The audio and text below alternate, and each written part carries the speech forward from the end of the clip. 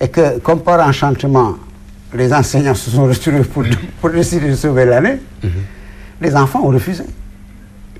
Écoutez, tant qu'il s'agissait de nous, vous aviez refusé, en cherchant vos intérêts. Et aujourd'hui, vous mettez au devant vos intérêts, en laissant tomber les enfants. C'est pour ça qu'ils avaient refusé et qu'on avait essayé de prolonger le quantum horaire pour pouvoir sauver l'année. Mais les enfants avaient compris que les adultes faisaient des jeux d'enfants à leur place. Eux, ils étaient des adultes et ils se sont... Il faut aller vers les assises de l'éducation pour régler tout ça. Ben, ils ont commencé, mais là aussi, on ne s'entend pas. Bachir est récusé. Entre eux-mêmes, ils ne s'entendent pas. On a commencé sur l'université. Bon, je pense que c'est comme avec le football. Si on veut juste un sélectionneur pour piquer à Southampton qui sans une assise, parce que l'université, elle existe parce qu'il y a le préscolaire, l'élémentaire, le moyen écrit. Si on va à l'université en oubliant la base, mais on construit en commençant par des toits. Et oui, bonjour les dégâts. D'accord, il faut qu'il y ait une large concertation sur le sujet. Alors, le dernier point de cette édition, c'est nous allons un peu sortir du Sénégal pour parler du Mali avec l'élection présidentielle qui se profile. Le premier tour est fixé au 28 juillet. Monsieur Samb, pensez-vous qu'à cette date, le Mali pourra organiser une élection présidentielle le 28 juillet? Ce sera très difficile. Je pense que c'est une date butoir qu'on a mis en avant juste pour des besoins tactiques. Donc, mais la pacification du Mali n'est pas encore réussie. Je n'en veux pour preuve que les derniers événements au niveau de Kidal. Pensez que le scrutin ne sera pas crédible? Non, il peut être crédible si, effectivement, on arrive partout sur le territoire malien à installer des bureaux de vote et que le vote se passe d'une façon pacifique.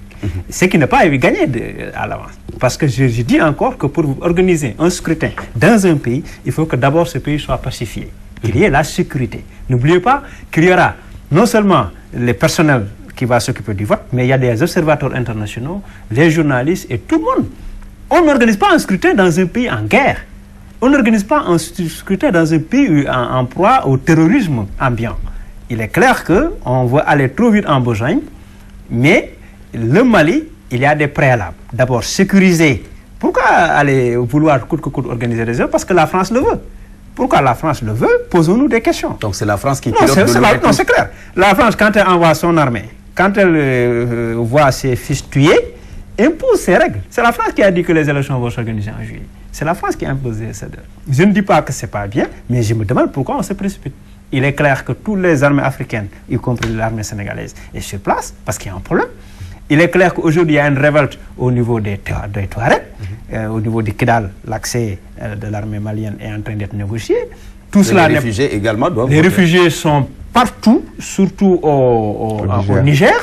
Combien de Maliens sont au Niger? Combien de Maliens sont dans d'autres pays? Vous voulez organiser des élections dans ces conditions-là? Je trouve que c'est aller trop vite en besogne. Et ce qu'on ne dit pas encore, c'est au niveau de l'armée, la junte militaire qui a organisé le coup d'État, le fameux capitaine qui est tout puissant dans son pays, Sanogo, qui se tait.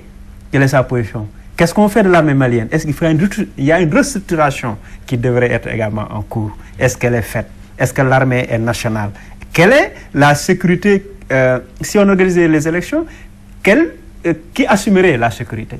Voilà autant de questions qu'il faudrait régler. Je pense qu'au lieu de se précipiter sur les calendriers, il faut d'abord pacifier le Mali, régler son armée, que ce soit une armée professionnelle et nationale, sécuriser le pays et à partir de ce moment-là, avec le président de transition, organiser des élections. Patimbo, vous partagez cette idée? Le 28, le Mali ne pourra pas organiser une élection? Non, on peut organiser des élections, mais dans quelles conditions? Quelle va être la sincérité du scrutin? Quel va être le taux de participation? Parce qu'il faut faire, au-delà de sécuriser, il faut libérer. On n'a pas encore libéré le Mali. Le Mali, parce qu'il y a une enclave qui s'appelle Kidal, l'Azawad, que les Touaregs occupent encore avec la complicité de la France, qui avait demandé dès le départ, après le 11 janvier, d'être seul à entrer à Kidal avec les Tchadiens au besoin, mais pas avec l'armée malienne. Ce qui était une première offense à l'honneur de l'armée malienne. Mais dans tous les cas, il y a eu même des accrochages entre l'armée malienne et le MNLA. Mercredi. Ça, c'est depuis mercredi, l'armée malienne a décidé de reprendre Kidal.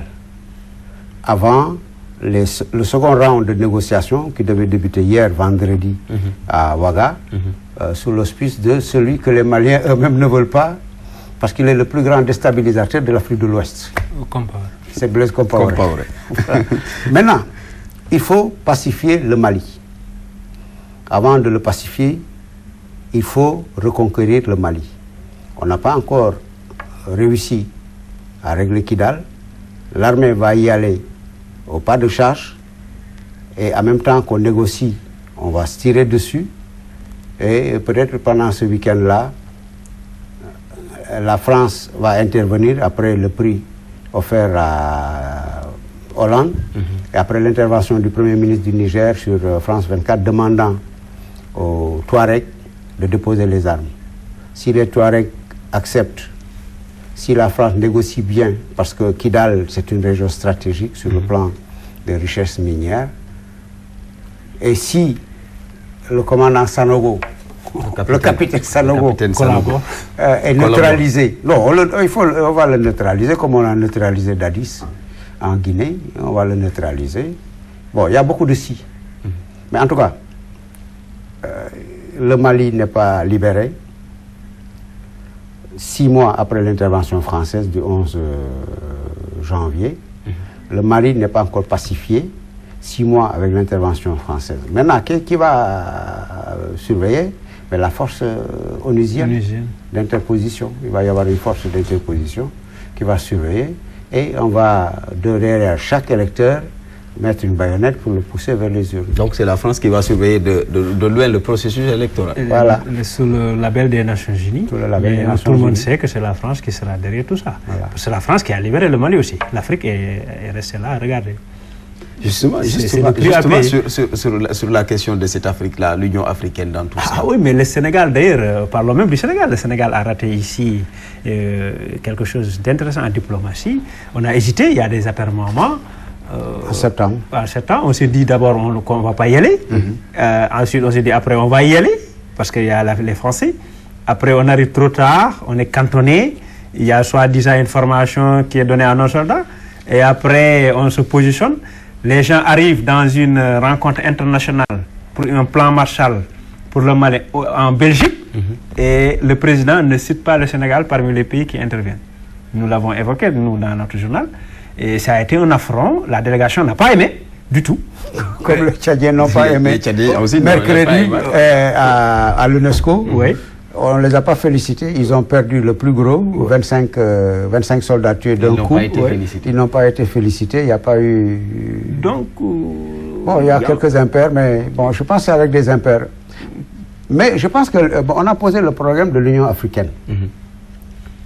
Vous savez, les pays du Sud s'organisent après la chute du bouclier nord et la fin de l'apartheid. L'UNITA va aux élections, la RENAMO va aux élections. L'Union européenne est en train de réfléchir sur les frontières en Afrique par le biais de certaines ONG, et je pense que sous peu, si on parvient à pacifier cette zone des Grands Lacs et le Soudan, je pense que l'Union africaine pourra intervenir. Parce qu'on ne peut pas intervenir aussi et demander des trucs dans des pays en guerre. Et ce qu'on a proposé, en tout cas, ce que le Sénégal a proposé, la force d'intervention, on aurait dû aller jusqu'au bout de la logique. Heureusement que Gadio l'a fait, que toutes les anciennes bases françaises servent à l'armée africaine d'intervention. Et je pense que si on impose la paix dans la dernière partie nord de l'Afrique, on parviendra à avoir des armées d'interposition et d'intervention africaine. On aura une Union africaine efficace, parce qu'elle ne peut pas intervenir à Goma, par exemple, en Ituri. D'accord. Voilà. D'accord. En tout cas, nous souhaitons que les Maliens réussissent cette élection, ne serait-ce que pour avoir un président bien élu et des institutions. Merci beaucoup. Merci beaucoup à Hassan Samb. Donc, je rappelle qu'il est le directeur de publication du quotidien Direct Info. Merci également à Pathé Mbodj, journaliste sociologue. Mesdames, Messieurs, merci également à vous. C'était Actu en 7. Rendez-vous samedi prochain.